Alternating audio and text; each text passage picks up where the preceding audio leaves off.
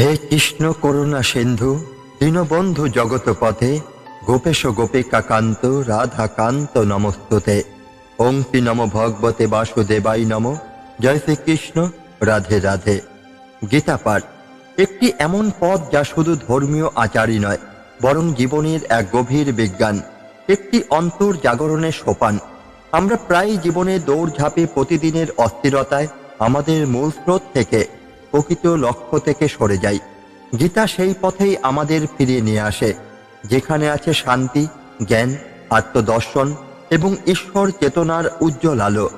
শ্রীকৃষ্ণ ও অর্জুনের কুরুক্ষেত্রের সংলাপ শুধু যুদ্ধক্ষেত্রেরই কথা নয়, এটি প্রতিটি মানুষের অন্তরের যুদ্ধের গল্প। সন্দেহ আর দৃঢ়তার যুদ্ধ, অজ্ঞতা আর জ্ঞানের যুদ্ধ, ভয় আর ভক্তির যুদ্ধ। গীতার প্রতিটি শ্লোক যেন এক একটি জীবন্ত বাতিঘর, যা অন্ধকারে পথহারা নাবিককে নিরাপদ তীরে পৌঁছে দেয়। আজকের ব্যস্ত জীবনে আমরা অনেকেই সময় পাই না সম্পূর্ণ গীতা পাঠ শোনার, কিন্তু তবুও আমরা যদি প্রতিদিন অল্প অল্প করে কয়েকটি শ্লোক নিয়ে গভীরভাবে ভাবি, তাহলেই জীবনে অদ্ভুত পরিবর্তন আসতে শুরু করে। এজন্যই আমরা সাজিয়েছি বিশেষ সিরিজ, প্রতিটি পর্বে মাত্র 5টি শ্লোক, কিন্তু তার ভেতরে লুকিয়ে আছে অনন্ত জ্ঞানের ভাণ্ডার। এর আগে আমরা আলোচনা করেছি 7ম অধ্যায়ের 21 থেকে 25 নম্বর শ্লোক, যেখানে কৃষ্ণ বুঝিয়েছেন ভক্তির প্রকৃত অর্থ, দেবতার পূজা ও মূল উৎসের জ্ঞান, এবং কিভাবে তার মহিমা অজ্ঞদের চোখে ঢাকা থাকে।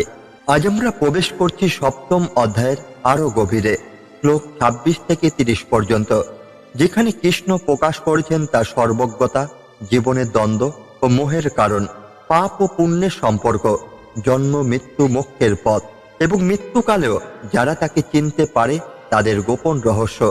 তাহলে আসুন মন খুলে শুনি কৃষ্ণের মুখ নিঃসৃত সেই অমৃতবাণী, যা আজও ঠিক ততটাই প্রাসঙ্গিক যতটা কুরুক্ষেত্রের যুদ্ধক্ষেত্রে ছিল। এই শ্লোকগুলো হয়তো আপনার চিন্তার জগৎকে বদলে দেবে, আপনার মনকে ফিরিয়ে দেবে সেই মূল স্রোতে, যেখানে আছে শান্তি, সত্য আর চিরন্তন মুক্তির প্রতিশ্রুতি। শ্রীমদ্ ভগবদ গীতার 7ম অধ্যায়ের 26 নম্বর শ্লোকটি হল, বেদাহং সমিতি তানি বর্তমানানি চার্জুন ভবিষ্যানি চ ভূতানি মাং তু বেদ ন কশ্চন। অর্জুনের মন তখনও দ্বিধা, সংশয় আর মানসিক অস্থিরতায় ভরা। কুরুক্ষেত্রে যুদ্ধক্ষেত্রে দাঁড়িয়ে সে ভাবছে কোন পথে যাবে, কার কথা শুনবে, কিভাবে বুঝবে সঠিক কি। ঠিক তখনই শ্রীকৃষ্ণ শান্ত কিন্তু গভীর কণ্ঠে বলেন, অর্জুন, আমি অতীত, বর্তমান আর ভবিষ্যতে সবকিছু জানি। তোমরা মানুষ সীমিত জ্ঞানে আবদ্ধ, কিন্তু আমি কাল, দিক, স্থান সবকিছুর ঊর্ধ্বে। যা ঘটেছে, যা ঘটছে আর যা ঘটবে সবই আমার জানা, কিন্তু আমাকে পুরোপুরি চিনতে কেউই পারে না। কৃষ্ণের এই বাক্য কেবল যুদ্ধক্ষেত্রের জন্যই নয়, বরং সমগ্র মানব জাতির জন্য এক চিরন্তন সত্য তিনি বোঝাতে চাইছেন। মানুষের জ্ঞানের সীমা আছে। আমরা চোখে যা দেখি, কানে যা শুনি, স্মৃতিতে যা রাখি, সবই আংশিক সত্য, কিন্তু জীবনের প্রকৃত ধারা, সময়ের গভীর রহস্য, ভবিষ্যতের গতিপথ, এসব কিছুই কেবল সর্বজ্ঞ ঈশ্বরই জানেন। মহাভারতের কাহিনীতে এর প্রাসঙ্গিকতা হল, দ্রৌপদীর বস্ত্র হরণের সময় কৃষ্ণই দূরে থেকেও সব জানতেন। যখন কৌরবরা অন্যায় করেছিল, তখনও তিনি জানতেন কুরুক্ষেত্র যুদ্ধ অবশ্যম্ভাবী। যুদ্ধ শুরু হওয়ার বহু আগে তিনি জানতেন কে কাকে হারাবে, কার ভাগ্যে কি লেখা আছে। অর্জুন ভাবত তার নিজের শক্তি আর কৌশল দিয়ে সে সব বুঝে উঠতে পারবে, কিন্তু কৃষ্ণ শেখালেন, তুমি যতই জ্ঞানী হও না কেন, তোমার দৃষ্টিভঙ্গি সীমাবদ্ধ। তাই অহংকার ছেড়ে আমার ওপর বিশ্বাস রাখো।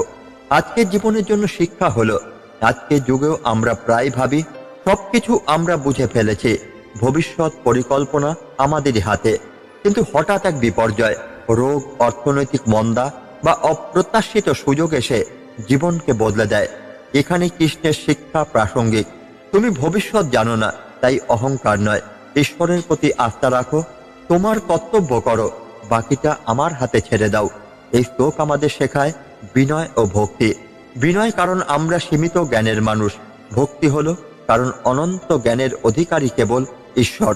কৃষ্ণ অর্জুনকে বোঝাচ্ছেন, মানুষের জীবনে পরিকল্পনা দরকার, কিন্তু সর্বোচ্চ পরিকল্পনাকারী সেই যিনি সময়, স্থান, অতীত, ভবিষ্যতের ঊর্ধ্বে।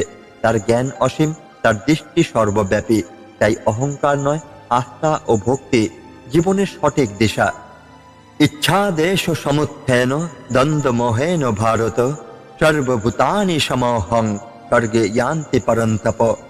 কুরুক্ষেত্রে যুদ্ধক্ষেত্রে অর্জুনের মনে তখনও অনেক দ্বিধা, বিভ্রান্তি। সে যুদ্ধ করতে চাইছে না, আত্মীয় স্বজনদের রক্তে হাত রাঙাতে তার মন চাচ্ছে না। ঠিক তখনই শ্রীকৃষ্ণ তাকে গভীর সত্য প্রকাশ করলেন। অর্জুন, জন্মের শুরু থেকে সব জীব ইচ্ছা আর দেশের দ্বারা পরিচালিত হয়। এই দুইয়ের সংঘর্ষ থেকে এক ধরনের মোহ জন্মায়। এই মোহে পড়ে তারা সত্যকে দেখতে পায় না এবং বিভ্রান্ত অবস্থায় জীবনের চক্রে প্রবেশ করে। দ্রৌপদীর বস্ত্রহরণের সময় দুঃশাসনের লালসা ও দুঃশীলতা ছিল ইচ্ছার এক চরম রূপ। আর ভীষ্ম, পিতামহ, দ্রোণাচার্যদের নীরবতা ছিল দেশ ও মোহ থেকে জন্ম নেওয়া এক নিষ্ক্রিয়তা। তারা জানতো অন্যায় হচ্ছে, কিন্তু পারিবারিক পক্ষপাত, দ্বন্দ্ব এবং স্বার্থের মোহ তাদের সত্যের পক্ষে দাঁড়াতেই দিল না। এইভাবে ইচ্ছা ও দেশ মানুষের বিবেককে আচ্ছন্ন করে দেয়। যেমন কুরুক্ষেত্র যুদ্ধের পূর্বে কৌরবদের মন ছিল প্রতিশোধ ও লোভে ভরা। শ্রীকৃষ্ণ অর্জুনকে বললেন, তুমি যদি এই ইচ্ছা ও দেশের ফাঁদে পড়ো তাহলে সঠিক সিদ্ধান্ত নিতে পারবে না। যোদ্ধা হিসাবে তোমার কর্তব্য অন্যায়কে প্রতিহত করা। তোমাকে ব্যক্তিগত আবেগের ঊর্ধ্বে উঠে সত্যের জন্য লড়তে হবে। আজকের যুগে এর প্রাসঙ্গিকতা হলো, আজও আমরা ইচ্ছা ও দেশের খেলায় বন্দী। পদোন্নতির জন্য সহকর্মীদের সাফল্যে ঈর্ষা জন্মায়, লোভে পড়ে অন্যের অধিকার হরণ করি, ব্যক্তিগত প্রতিহিংসায় ন্যায় ভুলে যাই। ফলে আমরা সত্য ও মিথ্যার ফারাক বুঝতে পারি না। আমাদের চোখে কুয়াশা জমে যায়, মন বিভ্রান্ত হয় আর জীবন ভুল পথে চলে যায়। কৃষ্ণের এই বাণী আজও প্রাসঙ্গিক। যে মুহূর্তে তুমি ইচ্ছা ও দেশের ঊর্ধ্বে উঠবে, সেদিনই সত্যকে স্পষ্টভাবে দেখতে পাবে। মনের উপর নিয়ন্ত্রণ, ইচ্ছা ও ঘৃণা দুটোই নিয়ন্ত্রণে না রাখলে আমরা সঠিক সিদ্ধান্ত নিতে পারবো না। বিনয় ও আত্মজ্ঞান, নিজের আবেগ চিনে নেওয়া, ভুলে না যাওয়া যে আমরা সীমাবদ্ধ মানুষ। ন্যায়ের পথে স্থিরতা, যত চাপ বা প্রলোভনই আসুক সত্যকে আঁকড়ে ধরা। য়েশাং তত্ত্বগতং পাপং জাননাং পুণ্য কর্ম নাম, তে দ্বন্দ্ব মোহর নিমুক্তা ভজন্তে মাং দৃঢ়ব্রতা। কুরুক্ষেত্রে যুদ্ধক্ষেত্রে অর্জুন তখনও ভাবনায় মগ্ন।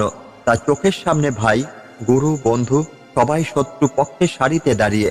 অর্জুন ভাবছে, যুদ্ধ করলে সে শুধু প্রাণহানি ঘটাবে, পাপের ভাগী হবে। ঠিক তখনই শ্রীকৃষ্ণ মৃদু হাসি দিয়ে বললেন, অর্জুন, যাদের জীবনে পাপ ক্ষয় হয়েছে, যারা ধার্মিক ও সৎকর্মের দ্বারা নিজেদের আত্মাকে পবিত্র করেছে, তারা ইচ্ছা, দেশে দ্বন্দ্ব থেকে মুক্ত হয়। এমন মানুষ দৃঢ় সংকল্পে আমারই শরণ নেয়, আমাকে ভালোবাসে আর আমার সেবা করে। অর্জুনের উদাহরণ দিয়ে শ্রীকৃষ্ণ বোঝালেন, পাণ্ডবদের জীবন সহজ ছিল না। অসংখ্য কষ্ট, অবিচার, অপমান তারা সয়েছে। দ্রৌপদীর বস্ত্র হরণের পরেও তারা প্রতিশোধের আগুনে পুরো অন্ধ হননি, বরং তারা তাদের কর্তব্যে অবিচল থেকেছেন। তাদের মন প্রতিশোধের চেয়ে ন্যায় প্রতিষ্ঠায় দৃঢ় ছিল। এই দৃঢ় সংকল্প আর সৎকর্মই তাদের মনকে পবিত্র রেখেছিল।